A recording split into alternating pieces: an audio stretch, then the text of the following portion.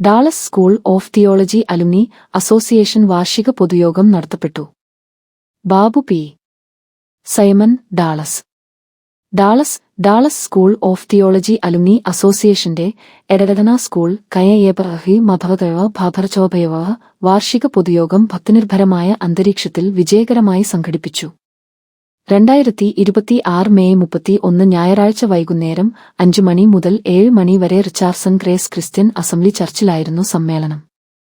സേവനത്തിനായി വിളിക്കപ്പെട്ടവർ ക്രിസ്തീയ ശുശ്രൂഷയിലെ ആഹ്വാനങ്ങളും വെല്ലുവിളികളും കാലജ്ഞയുടെ അബ്ധാമ ജ്ഞേപധാംഗത ആൻഡുധാംഗതവശമ ദൈധാനവധേവത പവതവഹയലിംഗ് എന്നതായിരുന്നു ഈ വർഷത്തെ മുഖ്യ ചിന്താവിഷയം. പാസ്റ്റർ മാത്യു സാമുവൽ അധ്യക്ഷത വഹിച്ച യോഗം ബ്രദർ ജോൺസൺ സാമുവലിന്റെ പ്രാരംഭ പ്രാർത്ഥനയോടെയാണ് ആരംഭിച്ചത്. പാസ്റ്റർ ജസ്റ്റിൻ വർഗീസ് ആരാധനയ്ക്ക് നേതൃത്വം നൽകി. ബ്രദർ ബാബു സൈമൺ യോഗത്തിൽ പങ്കെടുത്തവർക്ക് സ്വാഗതമാശംസിക്കുകയും സമ്മേളനത്തിന്റെ ലക്ഷ്യങ്ങളെക്കുറിച്ച് ആമുഖ പ്രഭാഷണം നടത്തുകയും ചെയ്തു. തുടർന്ന് നടന്ന സെമിനാറിൽ മുഖ്യപ്രഭാഷകനായ പാസ്റ്റർ കെ. പി. മാത്യുവിനെ പാസ്റ്റർ മാത്യു സാമുവൽ യോഗത്തിന് പരിചയപ്പെടുത്തുകയും അദ്ദേഹം വിഷയാധിഷ്ഠിത പ്രഭാഷണം നടത്തുകയും ചെയ്തു. അലുമിനി അസോസിയേഷന്റെ ലക്ഷ്യങ്ങളെയും ഭാവി വീക്ഷണങ്ങളെയും കുറിച്ച് പാസ്റ്റർ തോമസ് ജോൺ വിശദീകരിച്ചു. ഡാളസ് സ്കൂൾ ഓഫ് തിയോളജി പൂർവ്വ വിദ്യാർത്ഥി സിസ്റ്റർ മേരിക്കുട്ടി എബ്രഹാം രചിച്ച an outline of the history of Christianity in Kerala എന്ന പുസ്തകത്തിന്റെ പ്രകാശനവും യോഗത്തിൽ വെച്ച് നടന്നു.